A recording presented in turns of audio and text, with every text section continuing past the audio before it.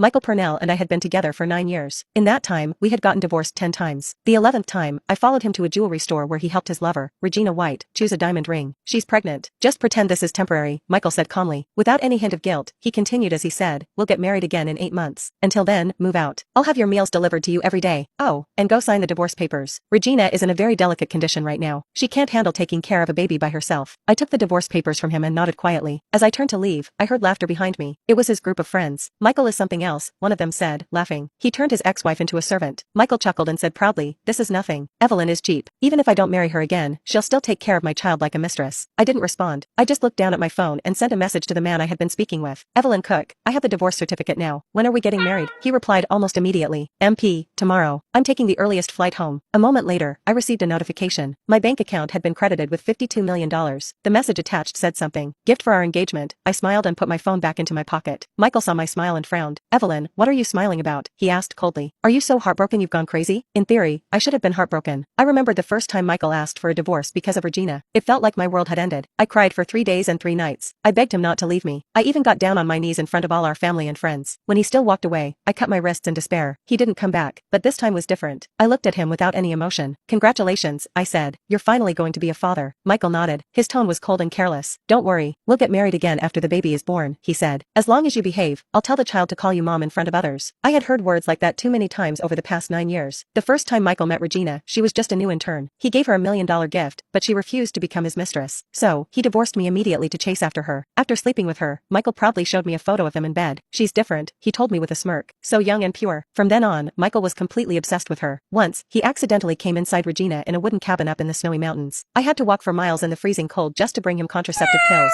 Another time, Regina was in a bad mood. She asked me to kneel and bark like a dog to entertain her. I did it. If anything made Regina even slightly unhappy, Michael would divorce me just to make her smile. After that, Michael would secretly remarry me to keep the connection between our families. After repeating this cycle for 9 years, I had stopped feeling anything. I had become numb. I left the house without saying a word, my face blank. Then, I heard Regina's sharp voice from behind me. I don't like any of these rings. I want the one Evelyn is wearing. Okay, don't be angry, baby, Michael said softly. I'll get it for you right now. He grabbed my hand without warning and pulled the ring off my finger. The diamond scraped my skin, cutting it. Blood dripped onto the 10-carat yellow sapphire. Regina frowned when she saw it. It's unlucky, she said and tossed it aside without a second thought. Michael didn't get angry. Instead, he gently comforted Regina again and again until she finally smiled. He even promised to give her the ruby ring that had been passed down in the Purnell family. That was the ring Michael had once said would be my wedding ring forever. I bit my lip to hold back my tears and knelt down to pick up the yellow sapphire ring, which was my mother's only keepsake. My hands were shaking. My heart was aching. But in that moment, I made a silent promise to myself. This would be the last time I ever cried for Michael. Michael suddenly raised his foot and stepped hard on my hand. It really hurt my hand. Still, I couldn't help but grit my teeth as I tried to stop myself from screaming. Evelyn, Regina is upset because of you. If you can't make her happy, don't even think about returning to the Purnell family for the rest of your life. I froze, my body shaking without meaning to. It wasn't that I couldn't leave Michael. I had stopped loving him a long time ago, but I knew him too well. I knew how cruel he could be. Once, I refused to wash Regina's underwear. I told him I couldn't do it anymore. I had some pride left, even if just a little. Regina got angry and refused to speak to Michael. He was so frustrated that he snapped. That night, Michael dragged me out, stripped me completely and locked me on the balcony in the middle of winter. I shivered out there all night until I passed out from a high fever. When I woke up, he didn't take me to the hospital. He didn't even ask if I was okay. He forced me to clean up the bedroom as if nothing had happened, as if I had done something wrong. Remembering that, I lowered my head. I bent at the waist, almost to the ground. I'm sorry, it's all my fault. But before I could finish my sentence, someone kicked me from behind. I stumbled forward and hit the counter. A sharp pain hit my forehead and everything spun. I reached up and felt the swelling start to rise. Tears blurred my vision, but I bit my lip to stop them from falling. I didn't want to give them the satisfaction. The only thing I could do was to lie there while my body was shaking. Michael gave me another kick, this time with the back of his foot. Hey, I barely touched you. Why are you pretending to be so weak? Then, he clicked his tongue in annoyance. Forget it. I don't want to waste time on you. Come to the family mansion with me tomorrow and say you want the ring back. But listen carefully, don't say anything stupid. One word out of place and I'll make you regret it. With that, he turned and walked off with Regina, as if nothing had happened. It took me a long time to sit up. My hands were bleeding. Little pieces of glass and gravel were stuck in my skin. I couldn't even feel the pain anymore. I dragged myself to the side of the road and tried to call for a taxi. I just wanted to get to the hospital and treat my wounds. After that, I heard the sound of a car speeding up. Regina's car came straight toward me. Before I could react, everything went black with a loud crash. When I regained a bit of awareness, I heard voices. It was Michael and the doctor. Did Evelyn have a miscarriage? There was a short silence. Forget it, Michael said coldly. As long as the baby in Regina's belly is fine, don't worry about Evelyn. Move all the doctors and nurses to take care of Regina. I'll handle Evelyn myself. Not long after that, the door opened and Michael walked in. When our eyes met, he looked a little awkward. For a second, his usual arrogance faded. I didn't know you were pregnant, he said as if it was nothing important. But a miscarriage isn't a big deal. It's not the first time, right? He chuckled like it was some kind of joke. Now that you've lost it, you can take care of Regina's baby without distraction. instructions. I didn't reply. I couldn't. I just stared at him and thought of the first baby I lost. Back then, Regina had just appeared in our lives. She cried and made a big scene, saying she didn't want to ruin someone else's marriage. Michael, desperate to keep her, made me take abortion pills. Don't think you can tie me down by getting pregnant, he said coldly. I hate kids, especially ones from you. I had to go through a painful, irregular abortion. The doctor said I might never have children again. Right after the operation, I got a photo from Regina. She and Michael were lying in bed together. While I was still bleeding, almost dying, they were celebrating in our wedding room. They stayed in bed for 3 days. Dozens of condoms filled the trash bin. One leg of the antique bed I brought as part of my dowry broke from how much they used it. Michael took the handkerchief stained with Regina's first blood and framed it. He even hung it on the wall where our wedding photo used to be. Since that day, I knew there was nothing left between us. I stayed in the marriage only because of the business between our families. I had nothing else. I lowered my head again and didn't say a word. Michael handed me a bowl. I made chicken soup for you. Drink it while it's hot. I raised my arm, but a sharp pain shot through it. I gasped and looked at my bandages. Michael turned his face away, guilt flashing across his expression for a second. Regina was hurt in the car accident. She's afraid of scars, so I had the doctor take skin from your arm. Just a small patch. You won't even notice it. I stared at him, not sure whether to laugh or cry. Even when I was hurt, even when I lost our baby, he still used my body to protect another woman. And he thought he was doing me a favor. What? I was shocked. Michael got angry out of nowhere. Don't act like you're the victim. If you hadn't run into the street and scared Regina, she wouldn't have gotten hurt. This is all your fault. You need to take responsibility. His voice was loud and sharp. He hit the table by accident and knocked over the chicken soup. The hot liquid spilled all over my thigh, burning it badly. I gasped in pain, trying hard not to cry. My hand reached for the emergency bell, but Michael grabbed my wrist again. Regina doesn't feel well after the surgery. She needs the doctor to stay with her. You're used to pain, right? Just deal with it. Stop acting weak. Stop acting weak. My arm started bleeding again. Before I could say anything, a doctor rushed in. Miss White is showing signs of a strong rejection. She needs another operation immediately. Michael turned to me and grabbed my arm tightly. Come with me, he said, dragging me into the hallway. When we entered the room, I saw Regina lying on the hospital bed.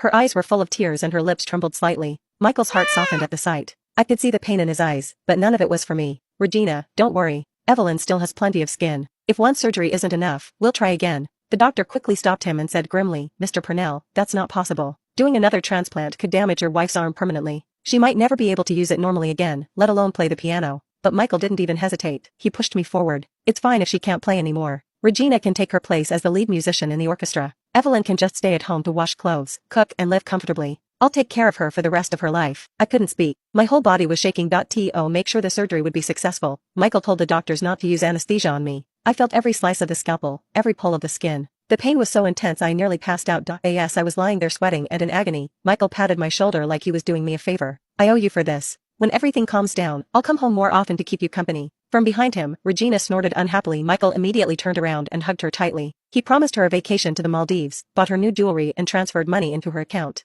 All while I was still on the surgery bed, bleeding. They acted like I wasn't even there. After that, my phone rang.